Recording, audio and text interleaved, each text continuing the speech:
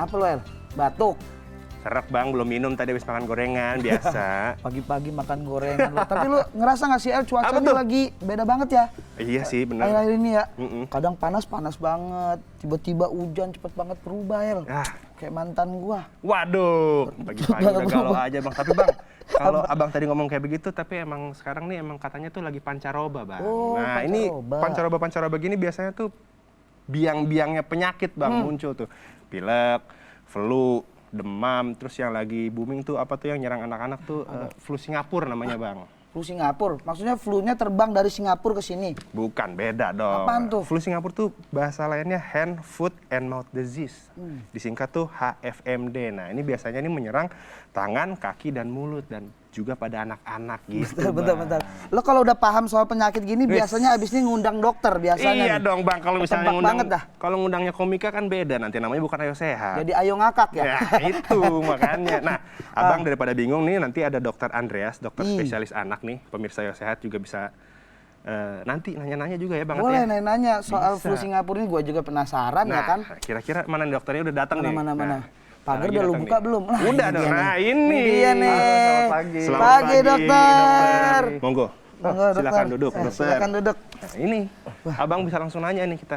Iya udah masih muda, ganteng, dari dokter. Banyak nih pasti ceweknya ya. Jangan mau kalah abang, jangan mau kalah. Nah, ini dok, ini tentang flu Singapura lagi ngobrolin gitu. Nah dokter, mungkin kita langsung aja kali ya, kata Eman, sebenarnya flu Singapura tuh apa sih dok? Nah, jadi flu Singapura ini kan lagi tren banget nih. Kenapa? Karena kasusnya sangat meningkat nih, luar biasa banyak. Tadi udah disebutin sama Mas El bahwa itu kelainannya hand, foot, and mouth disease. Jadi ini penyakit yang disebabkan virus yang munculnya gejala di tangan, kaki, sama mulut. Jadi kayak bercak-bercak kemerahan. Penyebabnya itu enterovirus atau Coxsackie virus. Nah itu yang akhirnya bisa, pokoknya lagi heboh banget nih kayak tadi kan gara-gara pancaroba tadi. Iya. Oh, berarti memang ada hubungannya sama pancaroba ya? Bener. Pancaroba, kalau pancawarna enggak ya dok? Itu cincin ya. Beda dong. Nah tapi dokter kalau misalnya bicara mengenai penyebab kan mungkin tadi disebabkan oleh beberapa virus tadi ya? Iya beberapa virus benar. Kalau misalnya itu biasa ditemukan di mana dok? Jadi virus Coxsackie atau enterovirus itu biasanya ada di sekitaran kita nih. Bisa di udara, bisa di tangan, bisa di mana aja. Jadi dia itu memang bisa tinggal lama di daerah atau di lingkungan-lingkungan yang menurut kita kayaknya nggak mungkin. Nah itu normal terjadi.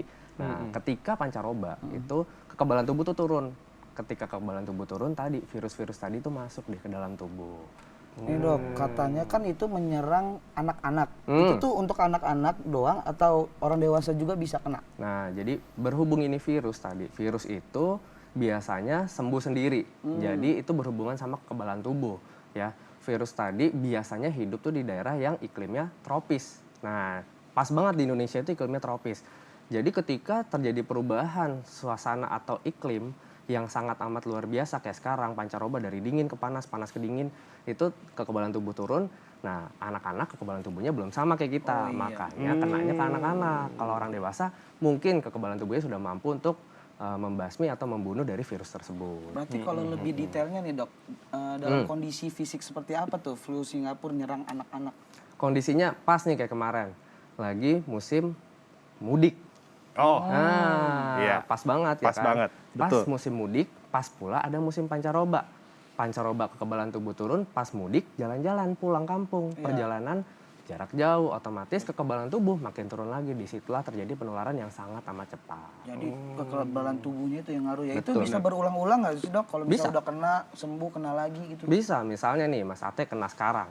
Nanti 2 bulan lagi ketemu sama anak yang misalnya kena virus itu, kena lagi nanti berulang lagi seperti itu. Tapi kalau misalnya metabolismenya Mas Ate di kemudian harinya itu lebih baik, apakah bisa tetap kena atau gimana dok? Mungkin terinfeksi tapi tidak sakit. Jadi virusnya masuk, tapi kekebalan tubuh kita bisa membasmi atau tadi membunuh si kuman tadi. Gitu kira-kira. Kalau untuk komplikasinya dok, mungkin misalnya anak ini mungkin ya dengan anak yang lain mungkin berbeda, memiliki penyakit bawaan. Ya.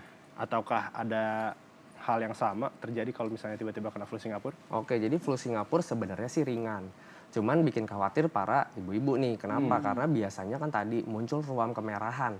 Ya, terutama di daerah mulut. Betul. Kalau daerah mulut otomatis anaknya nggak mau makan.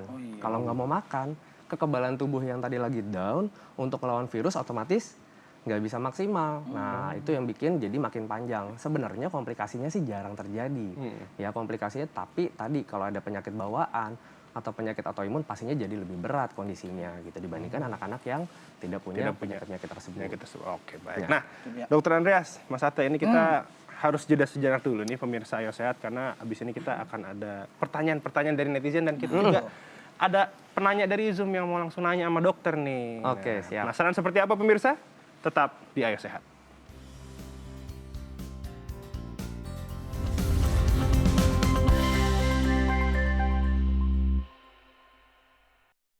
Anda kembali menyaksikan program Ayo Sehat pemirsa, dan sebelum kita ke pertanyaan dari netizen dan Zoom dengan penanya kita, dokter mungkin bisa dijelaskan dulu nih kepada pemirsa Ayo Sehat, penanganan dari flu Singapura mungkin seperti apa? Singkat saja dok.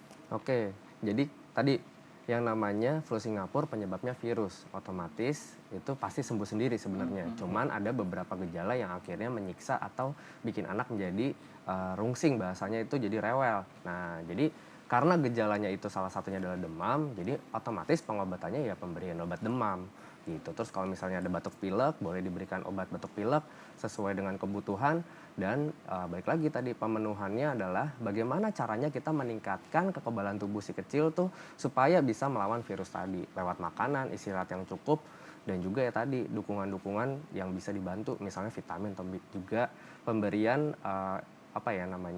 suplemen untuk meningkatkan kekebalan tubuhnya. Gitu. Itu penting banget dikasih sekarang pancaroba ya dong ya. Penting banget tuh vitamin, Bener-bener. suplemen semuanya ya.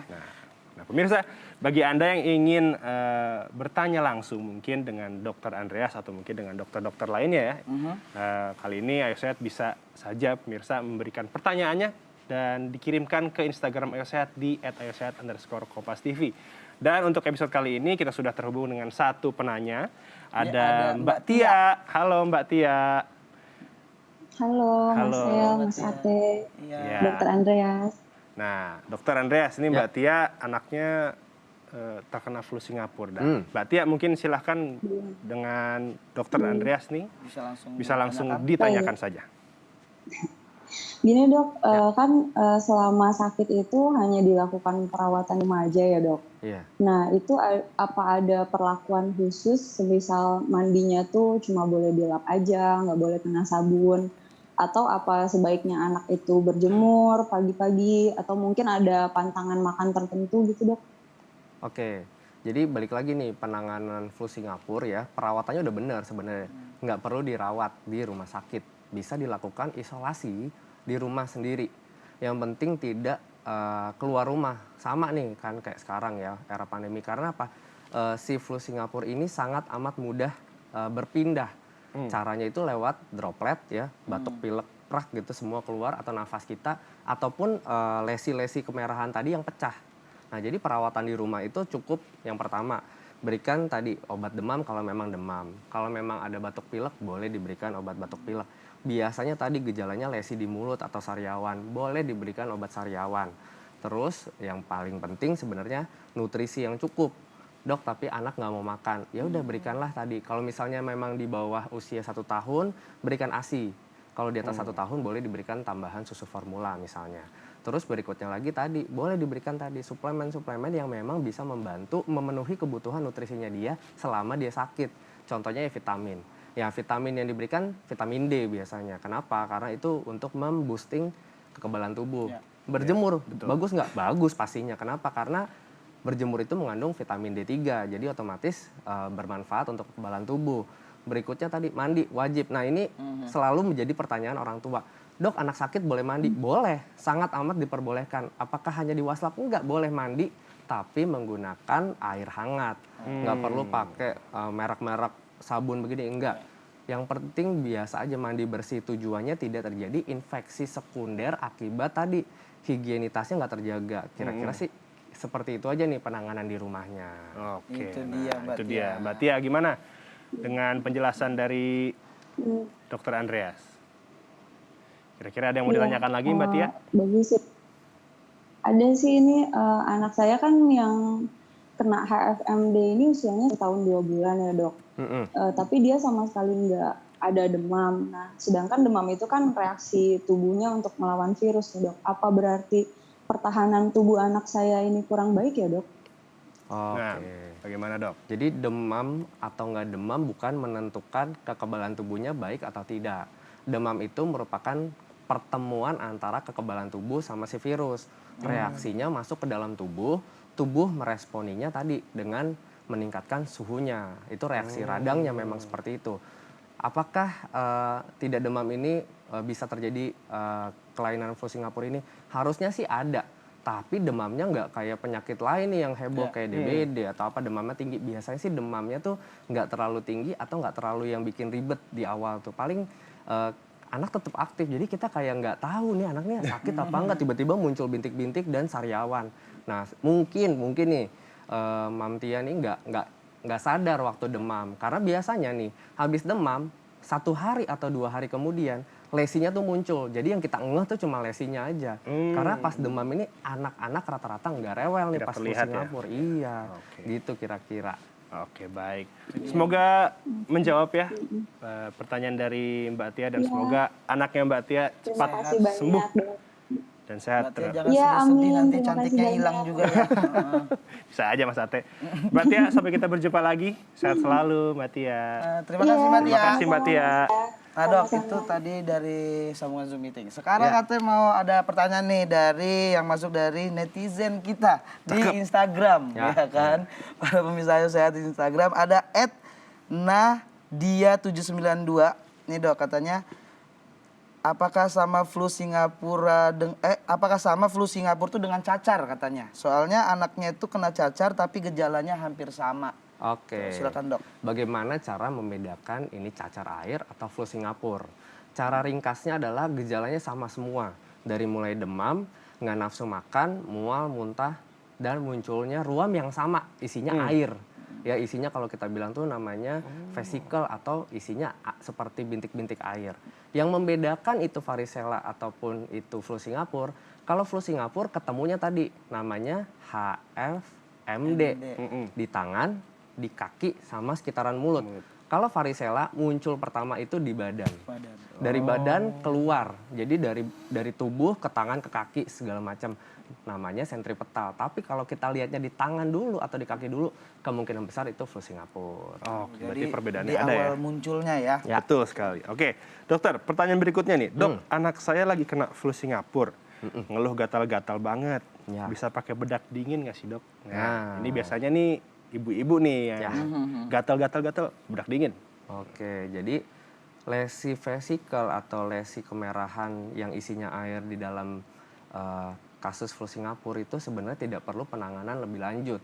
Apalagi diberikan salep ataupun tadi ya bedak-bedak cair atau bedak apapun untuk mendinginkan. Kenapa? Justru tadi hal-hal tersebut bisa membuat tadi lukanya itu tergores dengan cepat. Jadi kan misalnya dikoser-koser gitu. Jadi dia pecah, nanti lesinya justru menyebar kepada orang lain. Jadi gimana caranya meringankan keadaan gatalnya? Biasanya sih diberikan antihistamin tuh. Jadi datang berobat nanti diberikan untuk antihistamin untuk mengurangi gatalnya. Sisanya mandi biasa aja, nggak perlu dikasih salep-salep ataupun bedak. Oke, baik. Nah, semoga itu menjawab semua pertanyaan netizen yang ada di Instagram tentunya, Mas Ate. Dan kita sekarang harus jeda sejenak. Bagi pemirsa Ayo Sehat yang ingin menanyakan seputar dunia kesehatan, tentunya tidak hanya dengan Dr. Andreas, tapi juga dengan dokter-dokter yang nantinya akan diundang di Ayo Sehat, bisa langsung dikirimkan melalui Instagram ke @ayosehat_kompastv. Tetap di Ayo Sehat.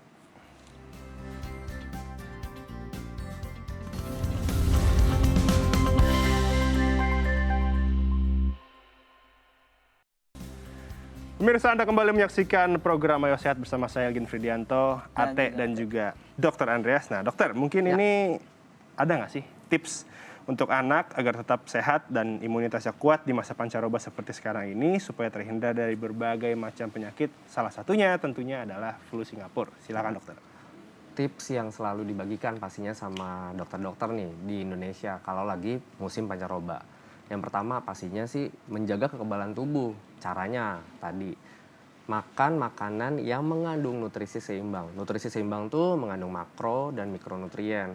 Jadi dari karbohidrat, protein, habis itu lemak, vitamin dan mineralnya harus cukup. Itu yang pertama. Yang kedua, istirahat. Jadi penting banget nih istirahat yang cukup. Jadi sesuaikan kebutuhan tidur si anak. Jangan sampai karena emang kemarin fasenya libur nih gitu kan. Jadi anak-anak tidurnya jadi lebih sedikit. Itu nggak boleh karena bisa menurunkan kekebalan tubuh. Yang ketiga, aktivitas fisik. Nah, jadi olahraga juga diperlukan nih. Anak-anak diwajibkan setiap hari 30 menit nih untuk aktivitas fisiknya. Wajib nih. Kenapa? Ternyata bisa meningkatkan juga nih kekebalan tubuhnya. Yang keempat, tadi protokol kesehatan. Jadi untuk meningkatkan kekebalan tubuh, protokol kesehatan tetap dijaga. Kenapa? Mau nggak mau kita menjaga dari dalam sendiri ya, supaya apapun yang masuk ke dalam kita itu diminimalisir. Yang kelima, nih yang suka lupa, bahagia.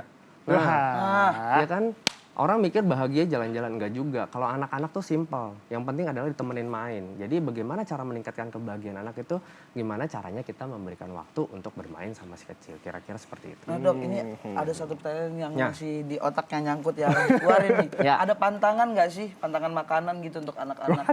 Soal makanan. Jadi kasus apapun sebenarnya itu bisa disertai ada reaksi radang. Misalnya biasanya tuh kalau di dokter suka dibilangnya, ada radang tenggorokan. Nah, apa sih yang harus dihindari? Yang pertama itu makanan manis sebenarnya. Kenapa makanan manis selalu jadi kayak momok atau kambing hitamnya? Karena makanan manis itu ternyata bisa meningkatkan atau menambah reaksi peradangan tadi di dalam tubuhnya. Jadi kalau bisa dihindarin. Yang kedua, makanan yang sedikit asam itu juga dihindarin. Yang sisanya ya tadi ya mecin, MSG itu kalau bisa dikurangin. Kenapa? Karena itu juga bisa meningkatkan reaksi radang. Kira-kira seperti itu. Itu nih. Itu dia. Terima kasih Terima kasih Dokter banyak, Andreas Dok. untuk Sama-sama. informasinya nih. Semoga Sama-sama. orang tua di rumah, tentunya pemirsa Ayo Sehat nih bisa mengambil informasi-informasi penting soal flu Singapura yang sekarang mungkin sedang berkeliaran ya di mana-mana. Dan pancaroba juga pemirsa Ayo Sehat supaya kita tetap sehat terus. Anak-anaknya juga terlindungi dari flu Singapura. Gitu, Bang. Buat yang mau nanya-nanya ke kita bisa tuh. betul Langsung kirim aja ke Instagram kita di @ayosehat_kompas_tv atau di email kita Di ayosehat.kompastv@gmail.com. Begitu. Itu dia. Terima kasih ya Dokter Andreas Sama-sama. dan pemirsa. Saatnya kami pamit undur diri. Saksikan terus program Ayo Sehat setiap Jumat pukul 10.30 hanya di Kompas TV. Independen, terpercaya, dan jangan lupa pemirsa tetap patuhi protokol kesehatan. Meskipun di ruang terbuka sudah boleh membuka masker, tapi kita tetap harus utamakan protokol kesehatan karena penyakit ada di mana saja dan kita tetap harus sehat. Iya. Kita pamit undur diri. Sampai jumpa. Sampai jumpa.